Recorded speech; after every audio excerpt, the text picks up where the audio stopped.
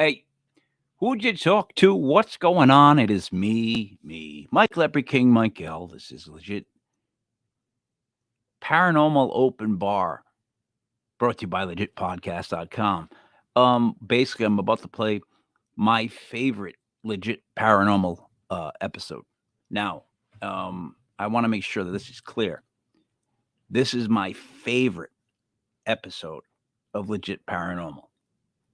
I'm not saying it's the best show we've ever done. I'm not saying it's the best guest we've ever had. I'm not saying the questions were the best questions I've ever asked. I'm not even saying that my jokes. No, I am saying that about my jokes. This is my favorite episode. I do so hope that you all enjoy.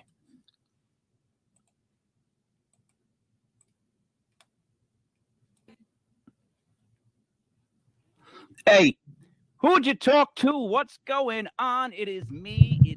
It's Mike Leopard King, Mike L. This is legit paranormal, brought to you by legitpodcast.com. It's November 28th, 2021, 11/28/2021. That number's not too cool for all you math geeks. Not as cool as 11/11/21 and all that good stuff, but you'll get there. You'll get another number soon. Joining me, as always, Buddy Thayer. Buddy, how are you, pal? Oh, I'm doing really good this evening, Mike.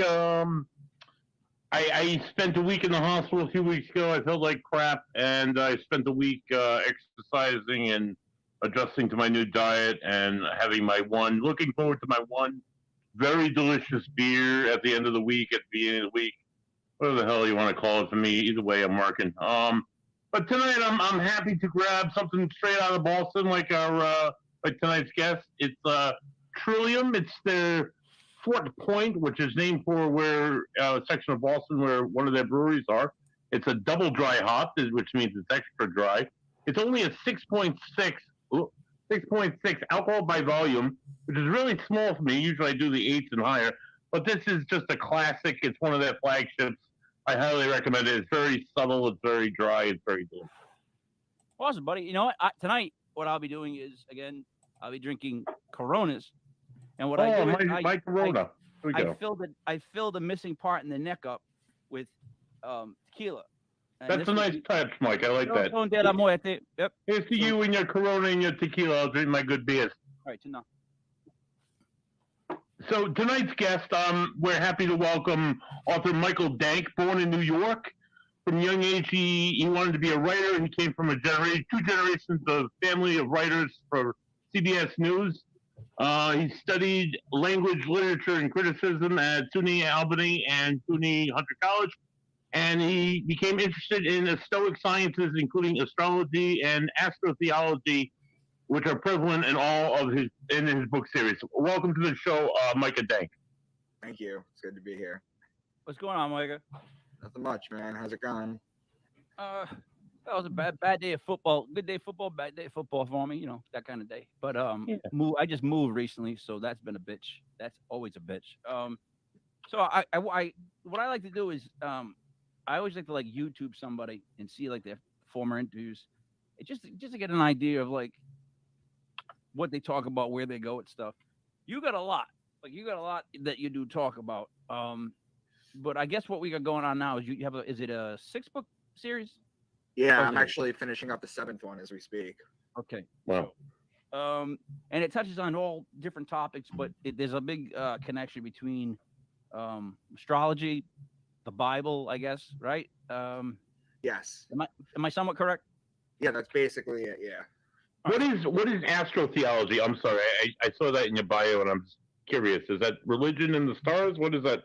Yeah, that's basically what it is. It's mythology. So basically, It's the mythology of the zodiac. So whereas the Greeks and the Romans, they had their gods, the Sumerians, the Babylonians, they had their gods. We have our gods too. But it's no different than just the star constellations. That's all they're really talking about. Okay. All right. So with that, I guess we get into the fact that so when we speak of this format, it's going to be Jesus, and he's going to be the one. It's going to go back to him. Whereas in what other religions, it's someone else that's in the form of like Jesus, kind of like it's the idea. The idea is that Jesus, it's all sun worship, as it's always been. It's always been sun worship. It's always been solar worship. And the idea is that Jesus is the son of God, the sun in the sky, not the son of God, as in the child of God.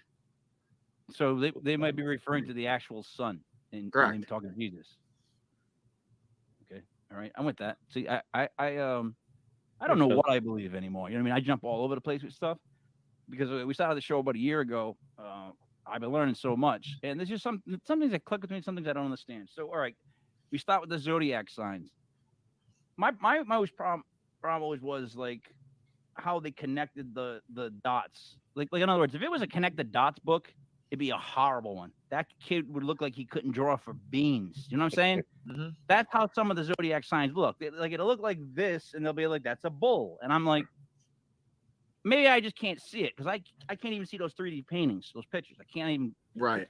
I mean, if you guys let me share my PowerPoint, I should be able to explain some of this stuff to you. Oh, cool. Yeah, hell yeah.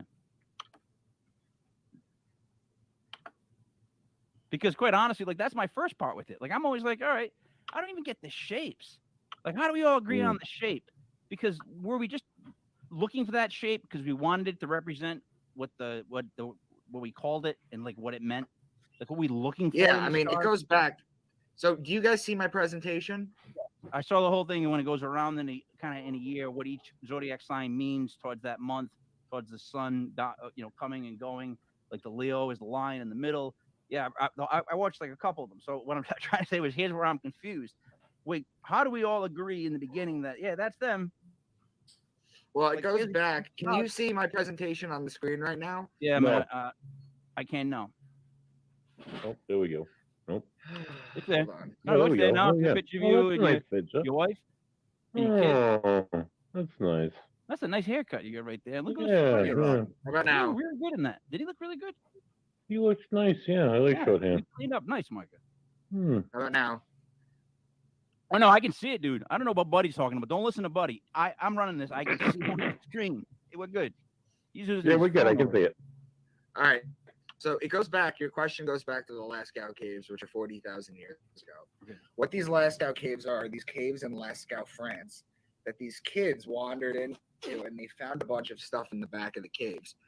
Much like when they found the Dead Sea Scrolls. It was a child that ran in and found all these clay jars in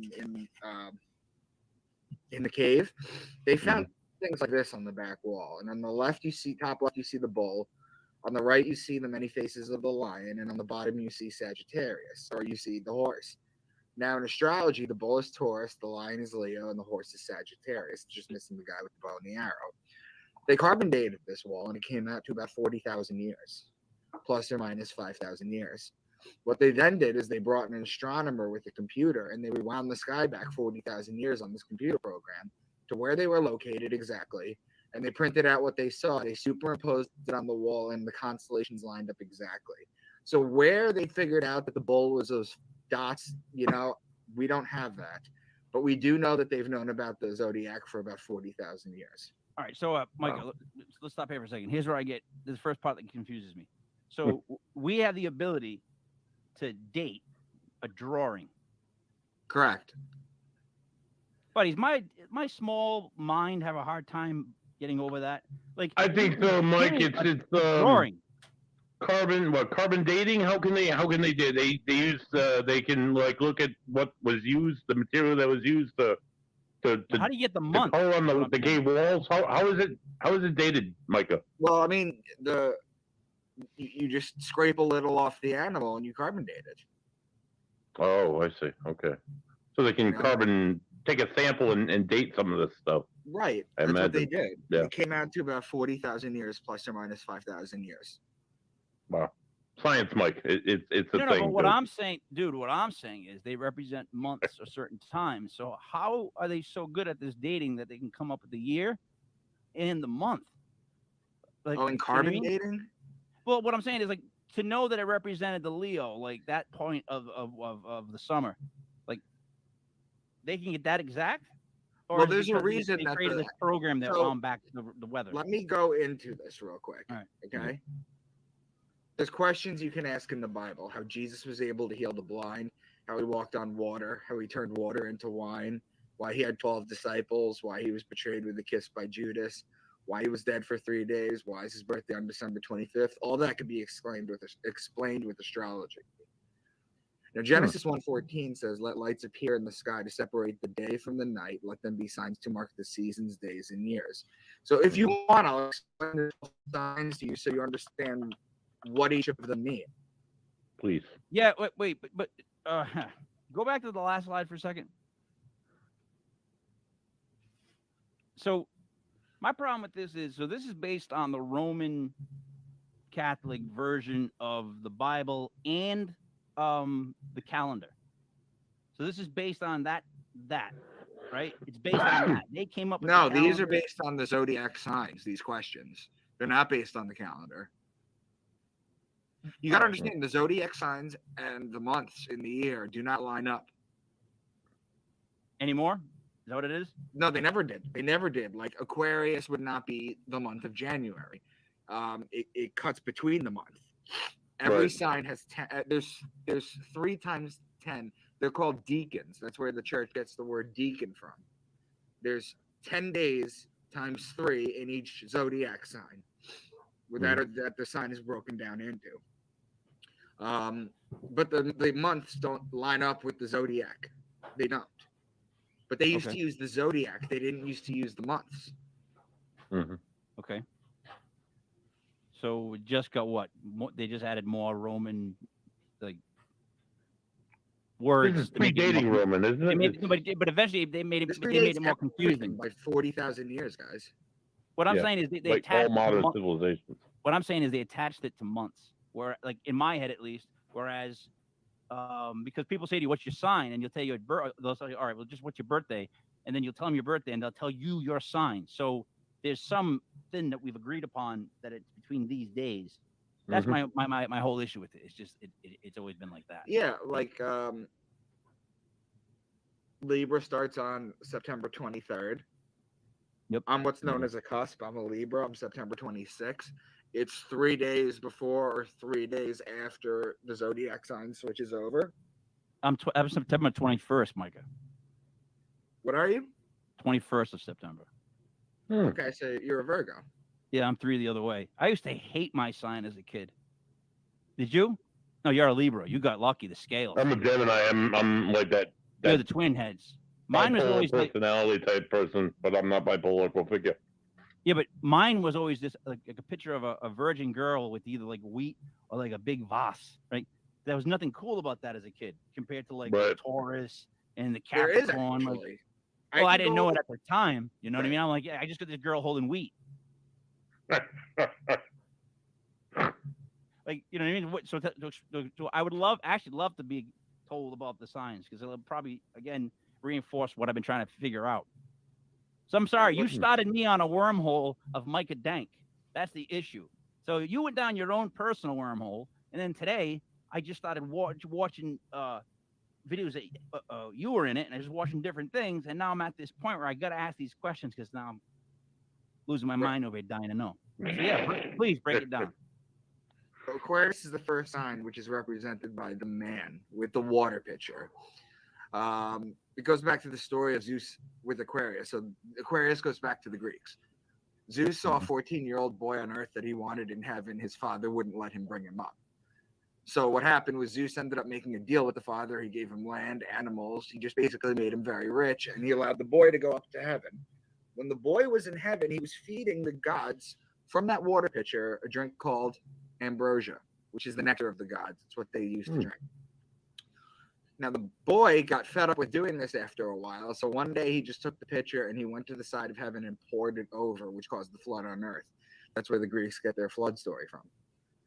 And then in a moment of, I guess, calamity or just aggravation, Zeus was going to punish the boy, but then realized that he kind of brought him up to heaven against his will, this and that.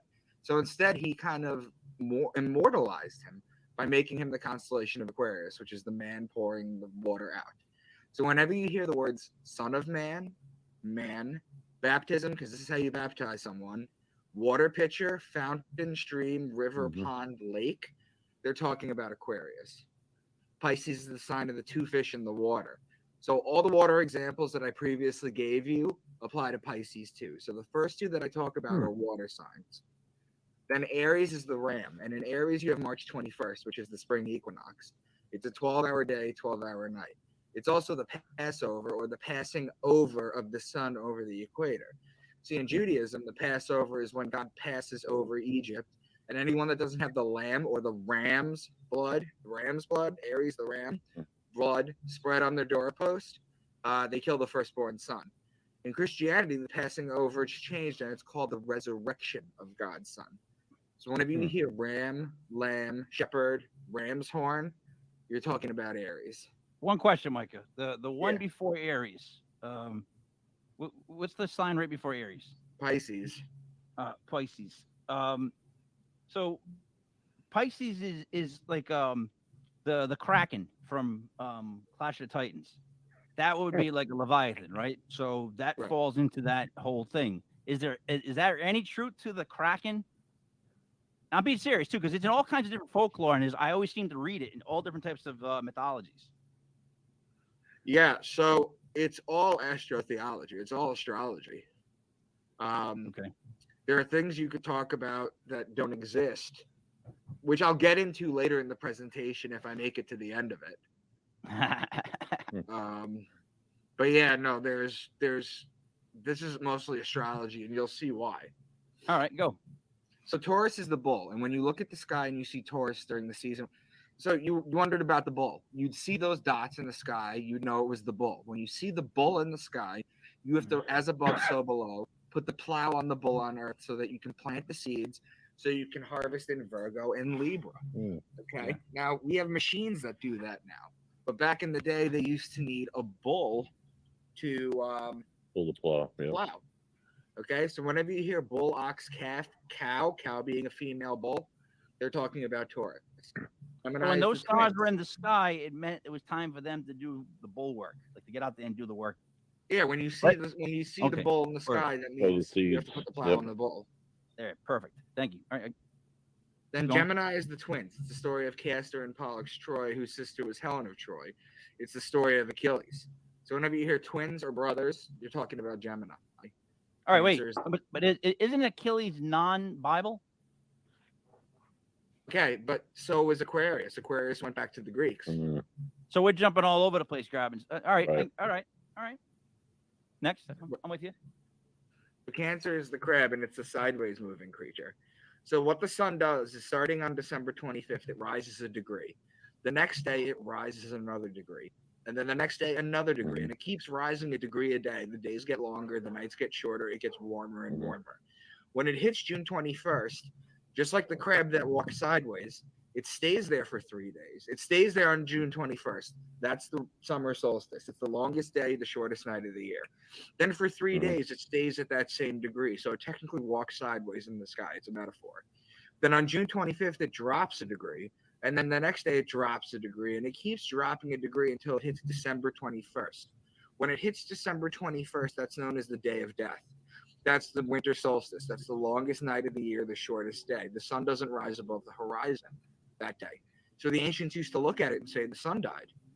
And then what happened is, just like it walked 3 days in June, it walks 3 days in December, like the crab. So they used to say God's son was dead for 3 days. 3 days. And then it comes back to life on December 25th, which is why all the ancient gods were born on December 25th. Wow. All right. Then Leo is the king, the lion, the king of the jungle. The ruling planet of Leo is actually the sun. So whenever you're talking about the lion, or you're talking about the sun on earth, or the kingdom of heaven on earth, it's a metaphor for the sun being in Leo, its rightful home. So whenever you hear lion, lioness, cub, they're talking about Leo. Then Virgo, this is your sign, is the woman holding the wheat stalk. So remember before when we said that you plant in Taurus? Well, the reason it's a virgin with a wheat stalk is because the virgins would go out in Virgo, cultivate the wheat in order to make the bread for the year. You got to think, these are ancient people, okay? So whenever you hear virgin, woman, wheat, grain, seed, barley, corn, grainy things of that nature, they're talking about Virgo, because that's when it's harvested. Then Libra is the scales of justice. It's the justice, it's the balance one. The reason it's the justice is because it judges God's sun as it passes over the fall equinox. Okay? Now, the sun passes over the spring equinox and it's celebrated. But when it passes over the fall equinox, it's being sentenced to death, basically. It's going to its death. So it's mourned. Okay? So the Jews always celebrate the new year on the fall equinox. Okay? So basically, whenever you hear law, judge, justice, the just one, divorce, marriage, court, courtly things, lawly things, they're talking about Libra. Libra is also wine season. So when you press the grapes in Libra that you planted in Taurus, you get the wine for the year. Okay? So whenever you hear wine, vineyard, wine press, they're talking about Libra. One quick question. Yeah. Sorry, Mike. So you know how you say whenever you hear law, judge, justice, the just one, hear it where? Like, I just want to make sure I'm on the same ball field you are. A fair question. Fair question. Libra is the justice. It's the scales of justice, right? Yep. Yeah. These are words that coincide biblically with law. Biblically. Okay. We're law, judge, justice, the just one, divorce, marriage, court, things that you do in law. Okay. Okay. Whenever you hear wine, vineyard, or wine press, it's also Libra. Libra is also olive oil season. You press the olives in Libra in order to get the oil for the year. So there's a lot going on in Libra. Okay. Scorpio is the scorpion. He's the betrayer. When a scorpion bites you, it leaves an imprint in your skin that looks like two lips. And that's why the mafia has the kiss of death. That's where they get that from. It's why Jesus was betrayed by Judas with a kiss. Because Judas could have stoned him, he could have pointed him out, he could have hugged him, he could have done a million things. But he gave him a kiss because Judas is one of the 12 disciples. The 12 disciples represent the 12 zodiac signs. Judas is Scorpio. So the sun is judged in Libra and betrayed in Scorpio. And then finally in Sagittarius, this is where the bow and the arrow shoot the sun and inflict further punishment on the sun. This is where the sun dies. Why? Because on December 21st, the sun is at its lowest point. It cannot rise any lower. It's dead. It's the dead of winter. It remains at its lowest level for 3 days, which is why Jesus was dead for 3 days. When on December 25th, or the birth of God's son, it rises another degree and starts to make its way back on top. So whenever you hear horse, bow and arrow, spear, horsemen, they're talking about Sagittarius. Micah, the last one, I think it was the scorpion. You said that's Judas. Are the other 11 signs linked up to the other 11 apostles? Yes. Like in other words, Virgo has its own apostle. Correct. Virgin Mary? I never knew that. Okay. Yeah. I'll give you another example. This is a little more complicated, but you familiar with Simon Peter? Somewhat. Yeah. I know Simon Peter, right? Okay, you're familiar with Simon Peter. Well, Michael goes Mike, Thomas goes Tom, John goes Jack. Yeah, things like that. That makes sense, right? But Simon goes Peter. So why does that make sense? Does that make sense to you?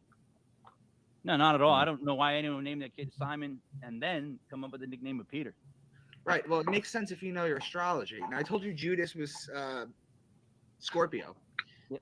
Simon is Peter. Do you remember what Simon's job was? What his job was on Earth? He was a fisherman, right? He was a fisherman. Okay. Now, what sign are the fish? Pisces. Fantastic. And do you know what the ruling planet of Pisces is? Would it be Venus? No, Venus is Virgo? No, Venus is Libra. I don't know. It's maybe Jupiter. Mercury? It's Jupiter or Jupiter. It's a play on words. Oh, wow. Wow. So you got to know your astrology.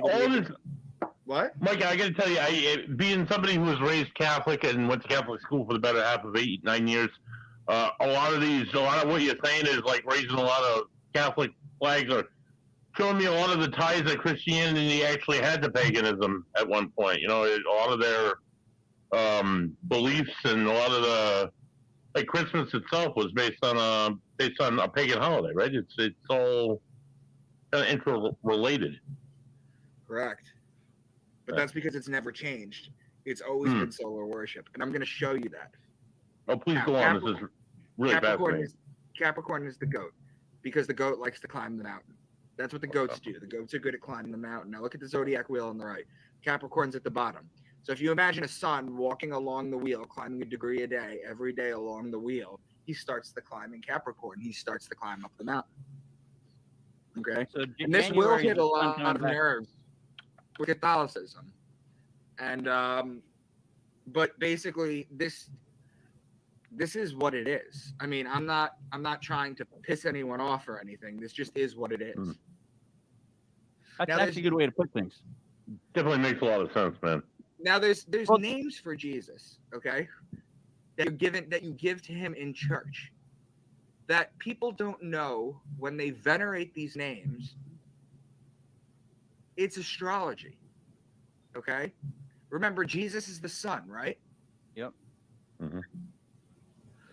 When the sun is in Capricorn, the goat, he's called the scapegoat of Israel. When the sun is in the man sign Aquarius, he's known as the son of man. When the sun is in Pisces, the two fish, he's known as the fisherman of men. It's also why he could feed the masses with two fish on the mound. When the sun is in Aries, he's called the Lamb of God or the Good Shepherd. When the sun is in Leo, he's known as the Lion of Judah. The lady holding the stalk of wheat, Virgo, he's born of a virgin, and he's called the bread of life. Libra, the scales of justice, he's known as the just one. Then he's betrayed in Scorpio, he dies in Sagittarius, and it's why he's worshipped on the sun day out of all days in the week. Blowing my mind, man. This is crazy. Go ahead, keep going. These are all names for him. Would you not agree? Absolutely, Are these not what they? They're all, yeah, absolutely. They're all absolutely. I've heard of all of them, whether in church or in school. It's all astrology, guys. Now, look at the picture of Jesus on the left. I'm going to draw your attention to four things: the sun behind his head, his two fingers up, the heart, and the crown of thorns outside his body. Now, notice the two fingers are always up, the sun is always behind his head, and the heart's always outside the body. Have you ever noticed that when you look at pictures of Jesus online? Yeah. I'm going to explain that to you. He's The sun is always you. behind Jesus because he represents the sun. They did the same thing in Egypt with Horus. They always had the sun behind his head. Now, sometimes when the sun is behind Jesus' head, no matter how far back you look at drawings of him, they have the Knights Templar cross in the sun. But sometimes it's just the sun. Now, the two fingers up like that are an ancient Kemetic peace sign. And by Kemetic, I mean Egyptian. Okay? The John Lennon peace sign is a V. That's the British Victory War sign. Okay? This is the actual peace sign. So whenever you see pictures of like Baphomet or Satan or Lucifer or Jesus with their fingers up like this, or you can even go into Buddha or Krishna, you can go into all of these ancient deities with the two fingers up. That's the peace sign. Now, the white Jesus picture, his face, that white face, is actually a guy named Caesar Borgia, who is the bastard son of Rodrigo Borgia of the Illuminati Borgia family, Pope Alexander VI. Now, before then, there was no picture of Jesus, and it was decided his face would be the picture of. There was no face to Jesus before the mid 1500s, because what had happened was Rodrigo Borgia bought his way to the papacy, okay, and he had a son, Caesar Borgia. He was a bastard because they're all bastards. Popes never got married, but they did used to procreate, okay? There's plenty of evidence of that. Now, what they did was they made his face the face of Jesus, okay? And another thing that happened around the time that Rodrigo Borgia became Pope was the printing press came out. So they were able to mass produce this and send it out. Now, the crown of thorns wrapped around the heart on the outside, and the heart is always on the outside, represents the rays of the sun. Jesus is crucified with the crown of thorns on his head. That's a metaphor for the rays of the sun because he's the sun. The heart outside the body represents the toroidal field or the human torus field. Have you ever heard of that before? Yeah. So let's stop for a second. Let's just pause 1 second. So the sun behind his head always, I thought, was to show a halo. No, it's not a halo. It's the sun. All It's right, because he represents the sun. You can look at any other ancient god you want, and the ones with the sun behind their head, those are who the solar worship. It was Horus and the Egyptians. All right. Second, the peace sign. Jesus learned the peace sign from who? This is the Egyptian peace sign. Who told him it? I'm sorry? What Egyptian told Jesus to go like this when he wanted to say peace? So that's not really how it works at all. What happened basically was that How does it work? the Jews borrowed a lot of things from the Egyptian Book of the Dead and the Egyptians when they wrote their own religion. The Christians borrowed from the Jews. So it goes back when you trace it that far back. If you've ever That they read the Book of borrowed Exodus, religion. I'm They sorry? all borrowed. So you're saying they all borrowed religion, like the I'm Roman saying Catholic. yes, and I'm saying it's all the same story. It's the hero's journey, as Joseph Campbell talks about. It's basically the sun going through the 12 signs of the zodiac, being exalted, praised, then starts to fall. He's betrayed, he's killed, he comes back to life. It's the story of the phoenix. It's the story of Jesus. It's the All right, story so of Horus. So this picture right here, Jesus. Now I know on the next slide you have a picture of the guy that was actually supposed to be inspired by.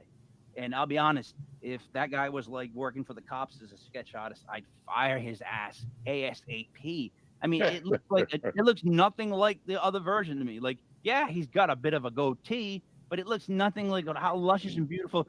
If you have the picture, watch how luscious and beautiful Jesus's hair is.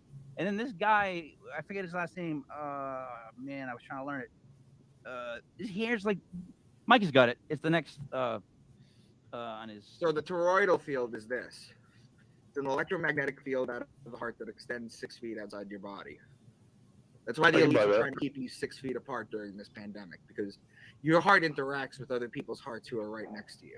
If somebody's ever come up behind you and you've known they're there, they broke your toroidal field. It doesn't mean you're psychic. Okay, when you're interacting with someone else, it looks like this.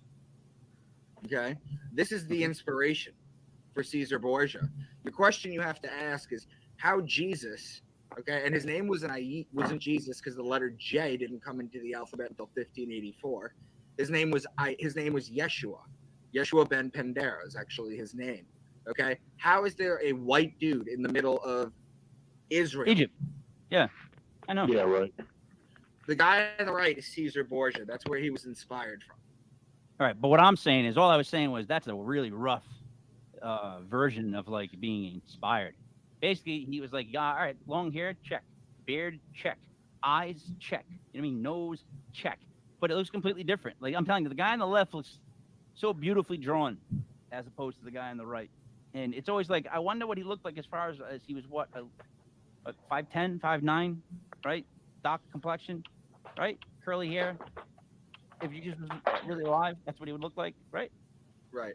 Now, I'm going to start going into some of the decodings that I do. All right. Oh, Have you heard of the phrase pride comes before the fall? Yeah, of course. Yeah. All right. I need one of you guys to explain it to your listeners what you think it means. It's all right. So first of all, it's used in sports. It explains that if you get too big, too high up on yourself, it will cause your downfall. Pride comes before the fall.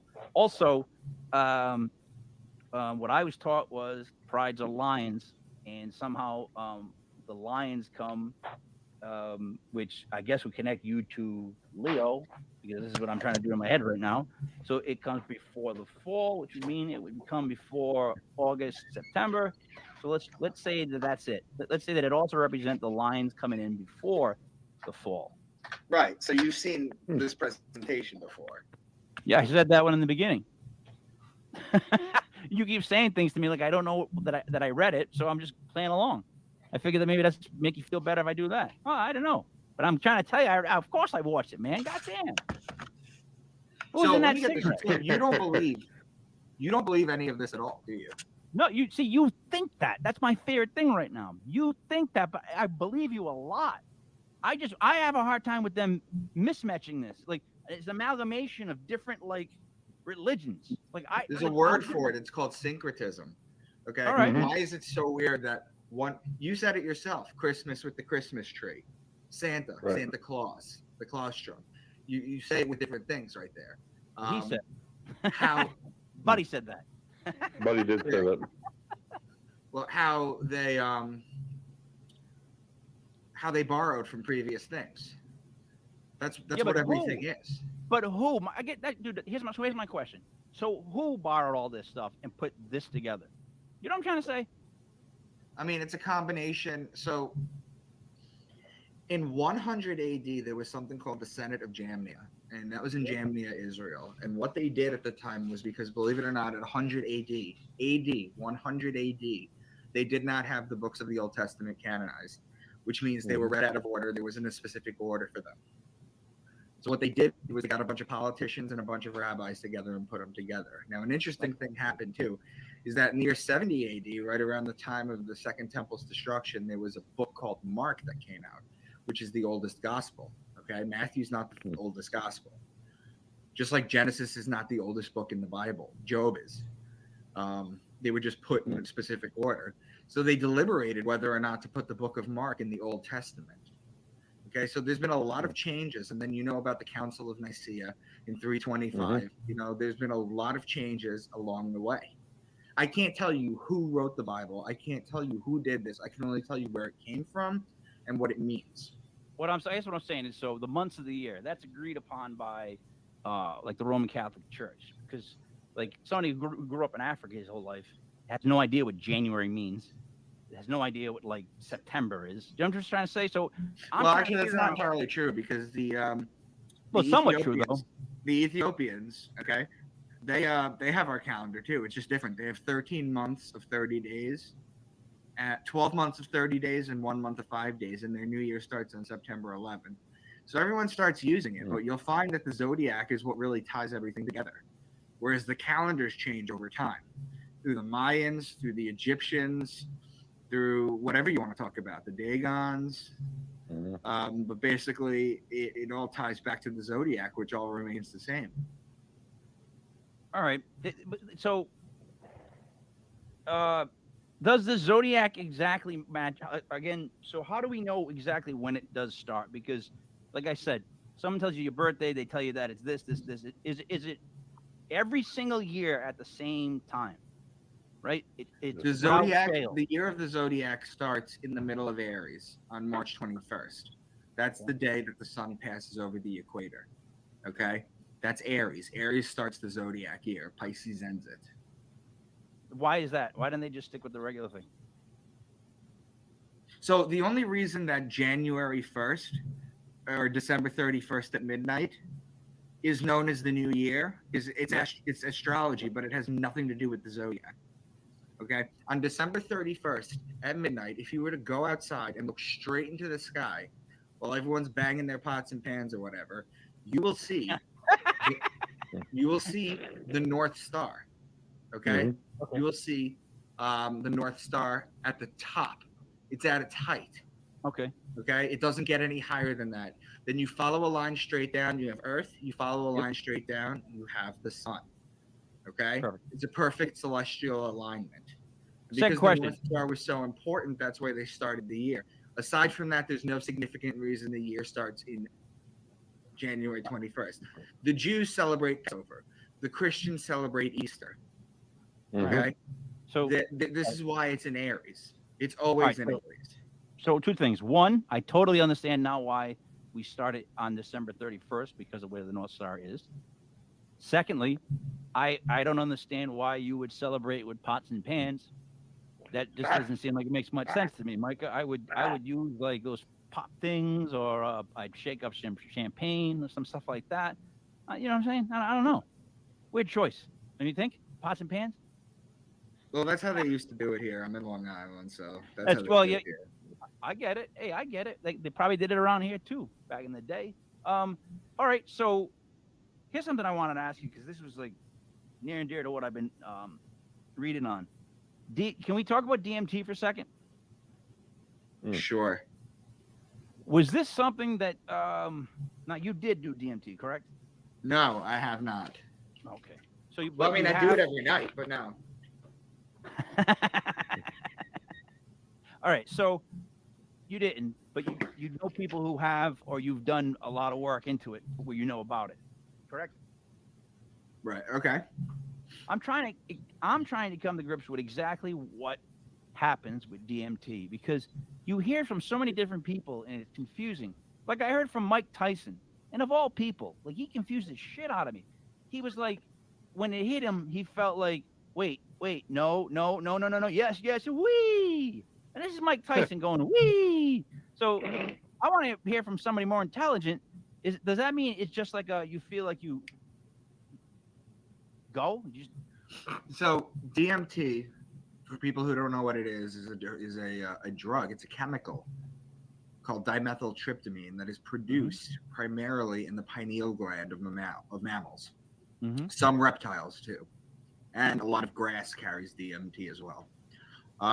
What DMT is it's a chemical that is produced by your pineal gland, which is known as your third eye. And I could talk about that forever. But basically, what it is while you're sleeping and you're in heavy REM sleep, the pineal gland pumps this chemical into your body, DMT. And what it does is it causes you to dream. Some people say it takes you to alternate dimensions. Some people say that, it's a trip. You're tripping every night. It is what it is. You could make an argument either way on it. But the interesting thing about DMT, aside from the fact that it's piezoelectric, which basically means that if you took this DMT and you froze it, and then you hit it with a hammer, okay, sparks would fly out of it in all sorts of colors of the rainbow. It's brilliant. And the interesting thing about DMT is it's produced twice in your life. Once every night while you're dreaming. That's what causes you to dream. The other thing that it does is that it's produced in your body as your body is shutting down and you're about to die. So whenever people see the white light or they see dead relatives or they see this, they're literally being prepped for the afterlife. Okay, that's what this chemical basically does. It's a portal to the afterlife. Now, people synthetically take it, they make it, they smoke it, they vape it. That's what they do. What it does is it dissolves your ego. People that take this find themselves. See, we're very attached to our ego, our sense of self. Who am I? What do I think? How am I? This obliterates that, and it basically puts you in connection with the one, with the source, which is where you go back to after you die. This is weird because I've talked to two people that they've taken it, and the things they had in common were, one, that at the end of it you realize that nothing really matters that much. Like you just come out of it like, everything's what it is. It's all the same. We're all the same. That's why it doesn't matter. And the second thing is the little yellow elves. They're called the gnomes. They're called the gnomes, and that's only on a specific level. Okay, so quantum physics right now, okay, the latest thing we have is something called string theory and M theory. Are you familiar with those? A little bit. So string theory basically says that on the Planck level, and the Planck level is basically as small as it gets, okay? On the Planck level, there's little vibrating strings, and the way they twist and turn and vibrate and shake and all this shit, what they end up doing is it gives properties to things. Basically, the five senses: color, smell, taste, the bed by the way that they shake. Now, we can't see them. This is only hypothetical, but what string theory does is it posits the idea that there's 11 dimensions, okay? That's how the math works out, okay? Now, all right, we only are now relearning this. But do you know who Hermes Trismegistus was, or the Emerald Tablets of Thoth? No, I definitely don't know those. So the Hermes Trismegistus, as he was in Egypt, was Thoth, who was known further back. Okay. Right. In the Quantum Hermetica, there's a book called the Quantum Hermetica that talks about this. Now, I just told you cutting edge quantum physics talks about strings. Yep. Okay. That vibrate. Is this musical almost in a way when we speak of these strings, like the 11 dimensions? Do they kind of fluctuate, like almost like if you were playing like 11 strings because they kind of fire off at different times? Well, they vibrate and they twist in impossible patterns. So vibration, it all comes back to vibrations, right? It's all vibration, yeah. And that's what the third Hermetic principle is, which is 6,000 years old. The principle of vibration. That's the third Hermetic principle. Everything vibrates, nothing rests. So we're relearning a 6,000-year-old science. That's all we're doing right now. I'm with that. No, I've always thought things were vibrations. Now, your question is before string theory. String theory talks about the 11 dimensions. Okay, what you're talking about in the gnomes, you're talking about the little elves, the gnomes. Okay, that's a very common thing that's seen. And from what people who are trying to map, like Rick Strassman and other people who are trying to map the DMT universe, say that that's about the 7th dimension. All right. Wow. Wait a minute. Is 11 dimensions counting ours, or no? No. So the 11th is the all. The 11th is God.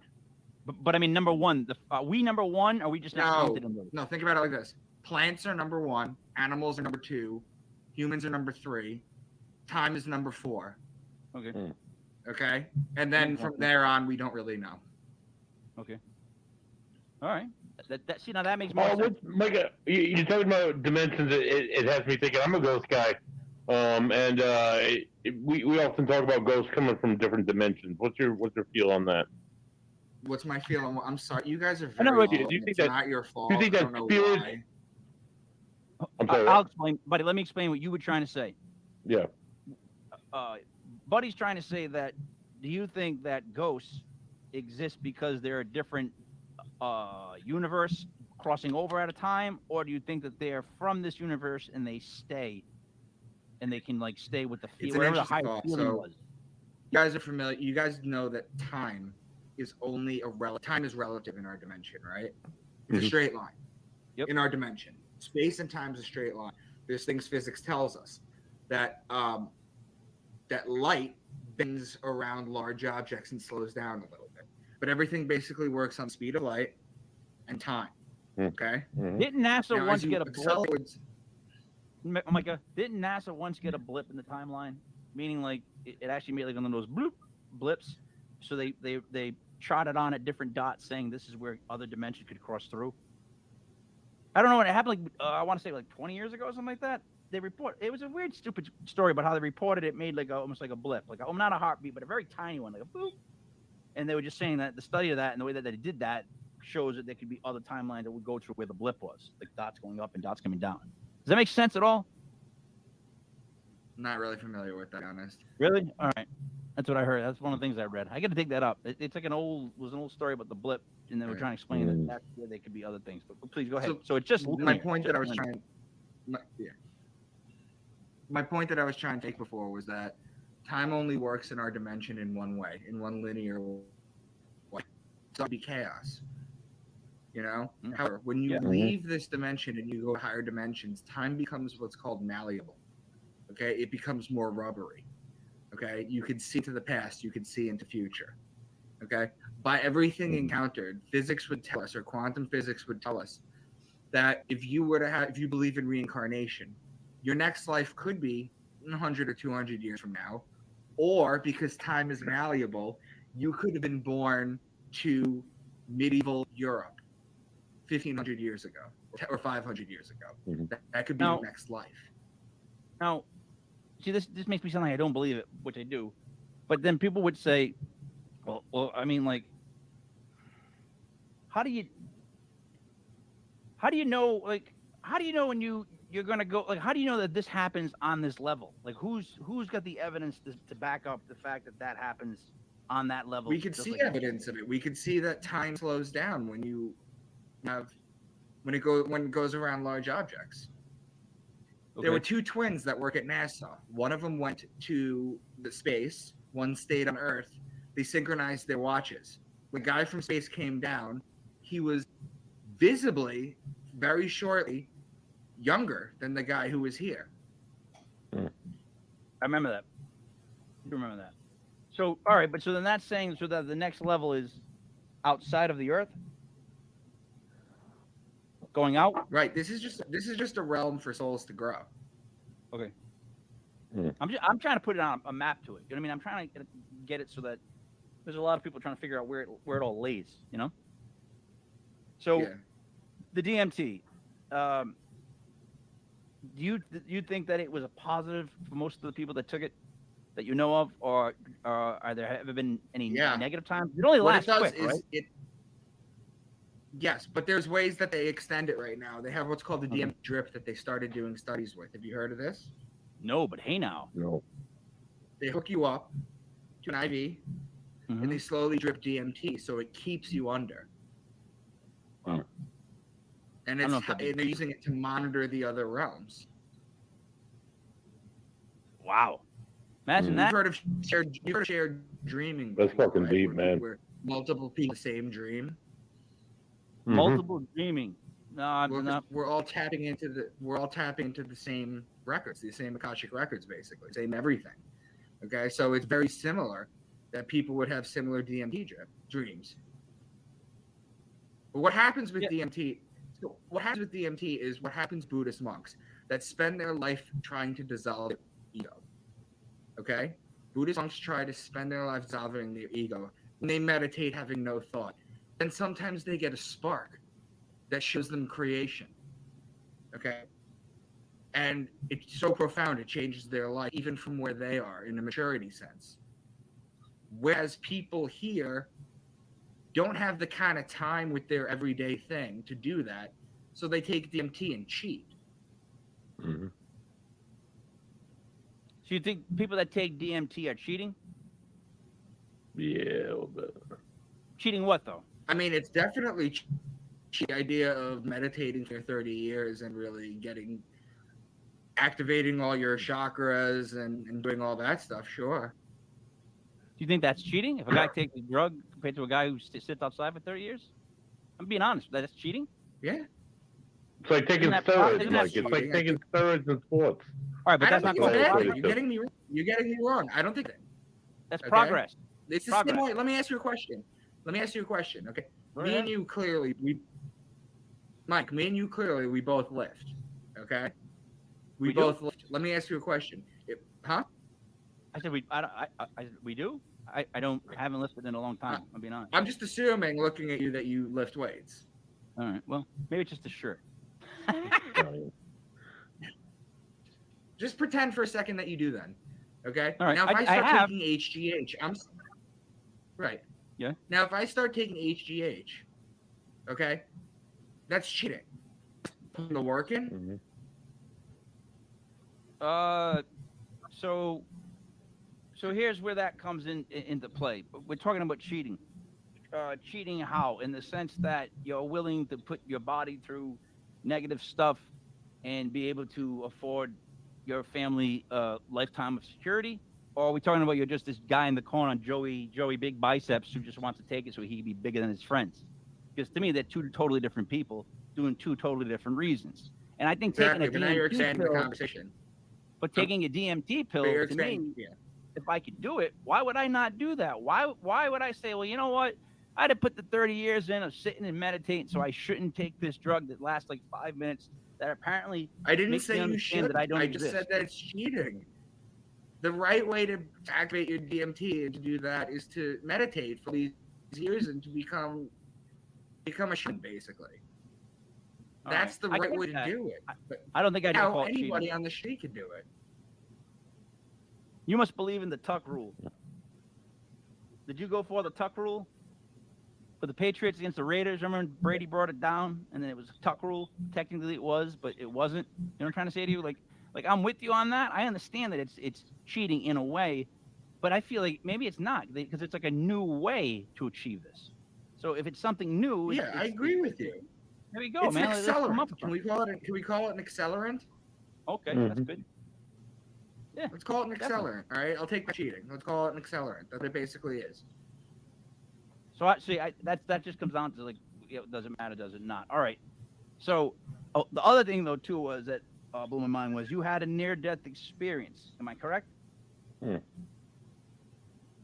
Yeah. Okay. But if you have to remember if you had a near-death experience, that's really rough. Did you have a near-death experience, something you would never ever forget in your entire life, and you went, yeah. I had one really quick where I just remember waking up and people were praying over me. That's the only thing that I had. I got really sick with like my blood started to go septic. But can you really quickly? So did you get the DMT part of it on the near death? That's what I want to know. I don't even have to talk about what happened. What I want to know is, did you get No, that? I didn't.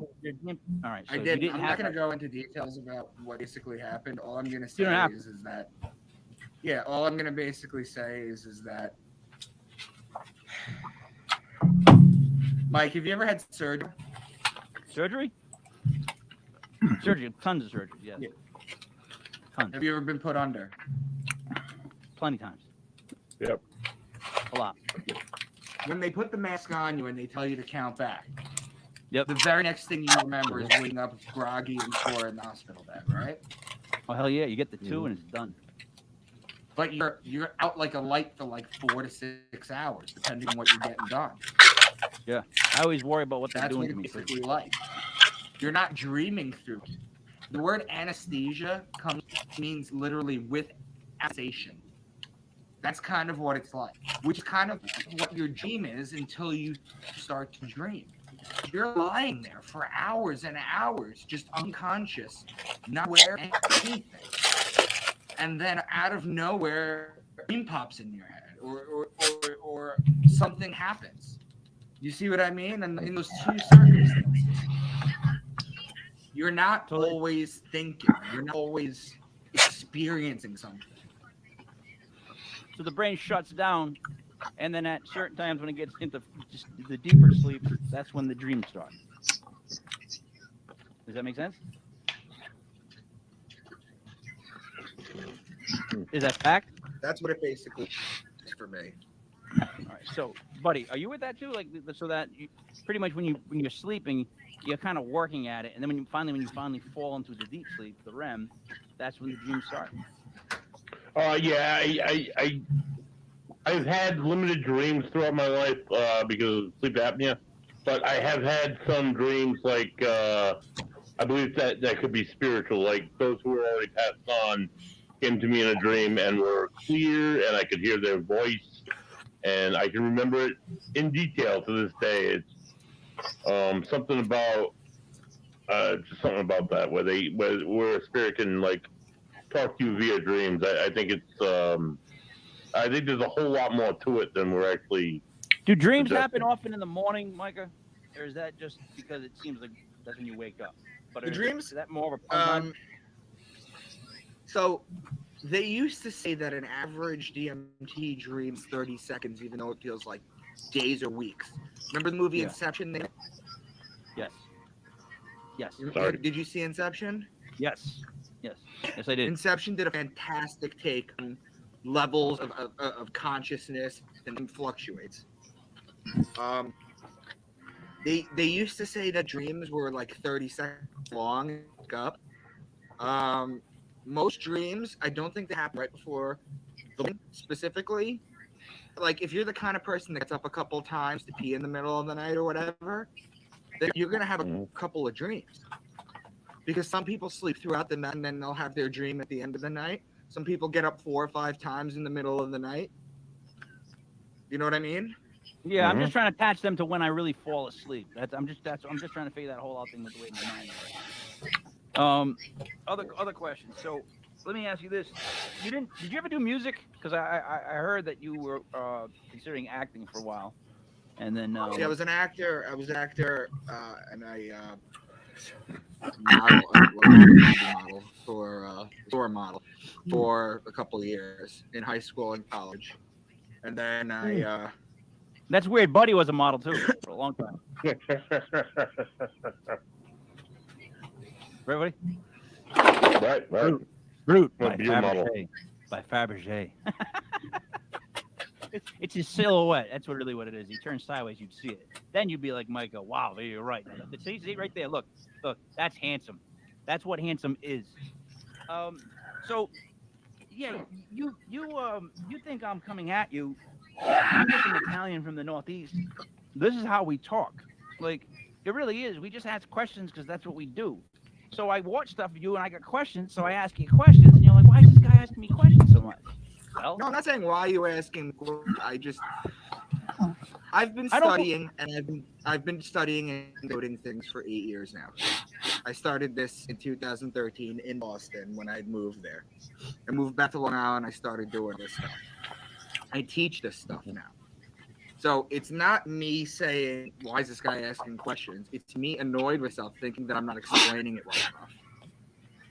Because you understand what I was trying to do with the presentation is I'm trying to explain 8 years worth of knowledge in an hour and 15 minute presentation to give someone the basics of what I do. All right. So hear me out. Here's what I like to do. I overly pretend that I'm stupid in the hopes that people will assume this and will explain stuff to me like I am stupid. Now, the reason I do that is one, because I want everybody to understand what's actually going on, because a lot of times people just start talking and no one understands us. And what good is a show like that?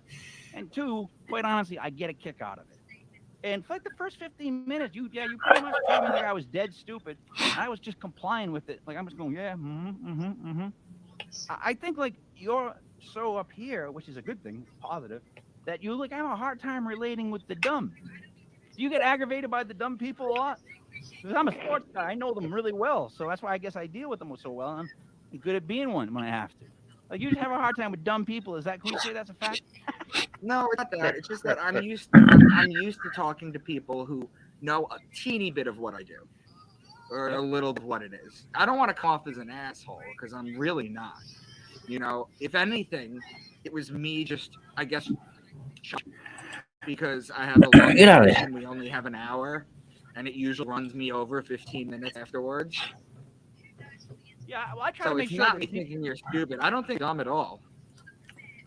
I purposely do that because I like to try to keep people from doing their whole presentation, like knock them off their kilter and let's figure this out.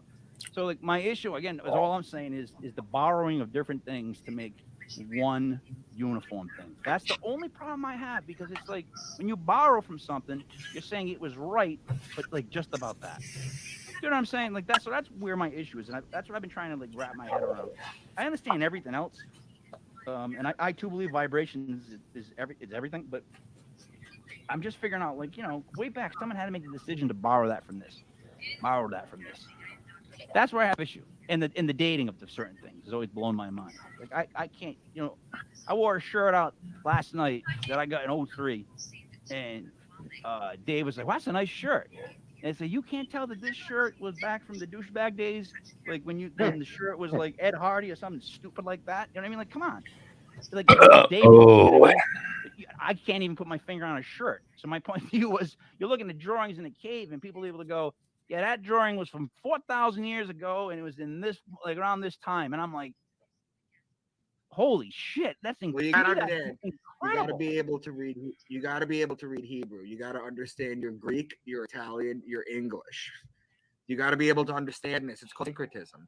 It's when you'll start to, you look at everybody's history. They all tell the same stories.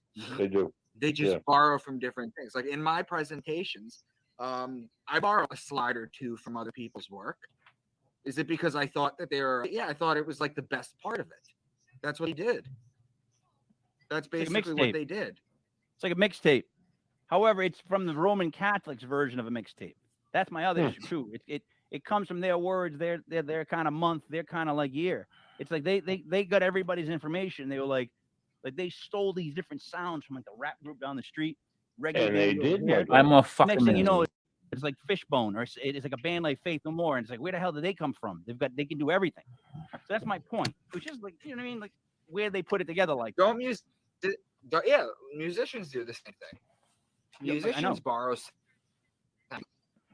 They mix, they mix instruments, they mix styles, steel riffs. It's constantly evolving. Everything's constantly evolving. All right, buddy. You had any questions before we wrap it up? Of course, I can listen to you talk about this for another hour and a half, dude. This has been incredibly fascinating. I have a love of history and a lifelong study of religion and history and whatnot, and I'm following everything you're saying, and it's absolutely fantastic. I'd love to have you back on.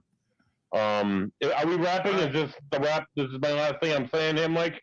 Yeah, we got it. It's 102. All right, we got it. So next week, if you're available, tune in. If it's not, you can catch us always on YouTube. Next week, we're having Leslie Mitchell Clark on the show. She works with light. She works with hypnotherapy, past life regression, and stuff like that. It should be a cool show. Again, this stuff just blows my mind, and I could listen to you guys talk about it like all night long. So Michael, thank you again for coming on, Michael. It's been awesome. Let's talk about where we can find the books and where we can find more on you. So Amazon, is that what we're looking? Like where do you want them to look for your books? Yeah, you can go on Amazon. You can go on Amazon. Right. The book series is called Into the Rabbit Hole. Yep. That's the name of the series, right? As opposed to the book name? Yeah. All right. You're breaking up. And then what YouTube channel? Is there a website you have that you want to? No, I'm on Twitter at Real Mr. Dank. I'm on Instagram and Facebook at Micah Dank. Just reach out to me. I'll send some of my best work for a bunch of old works that I've done.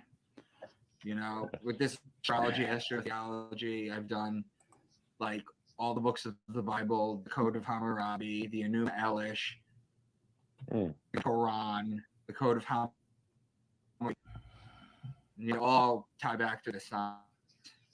See, where we're from, like, and you're kind of in the area, but where we're from in the Northeast, we have a hard time just believing things. So we always want to like ask more questions than we should. It's just like a natural reaction, especially with me. It's always like I have to be almost proven wrong, and I'm like, okay, but that's the only way that I really truly learn something. So I'm trying to like what you were talking about was a massive concept, and there's just so many questions that could be asked, you know what I mean, about it. But like I'll be honest, though it sounded confrontational, I actually enjoy the answers. That's how I kind of like things discussed, and like I want to know when I'm Look, wrong. the last thing I want to come off is that I was annoyed at you, or pissed off, or frustrated. I wasn't. I thought I was explaining it wrong. I thought that I wasn't going fast enough because I had this long presentation, and then we ended up going on a tangent and ignoring the presentation, which I'm totally fine with. You know what? This is proof, though, Micah. You did not watch any of our old shows. Because if you did, my friend, you would have expected this from a fucking mile away. Like, you would have been like, oh, all right, they're going to talk about some stuff. Then they might talk about this. They'll get back to my stuff. Then they're going to talk about this. All right, I get an idea. So I did all the legwork for you, Micah, but you went and broke my heart, right? My heart. You assumed that I work out, and then you did this to me. That's 2 strikes, man. I mean, come on now. Come on. You got anything you want to add, Mike, before we go? Nothing? You good? Wait, nothing? Yeah. All right. Buddy? I thought the Zodiac thing again was awesome, dude. Thanks again. All right, don't get next week, Leslie Mitchell Clark. All right, don't start your dream work. All right. For Mike and Dank, I don't know what the hell you put for a name. Buddy there, it's me, Mike Lepre, King Mike Yo. This was a legit paranormal brought to you from legitpodcast.com. The next show is tomorrow night. We've got fantasy basketball from 8 to 9. And we'll be back next Sunday with another Stop Showing Your Beer episode of Paranormal. Thank you and good night.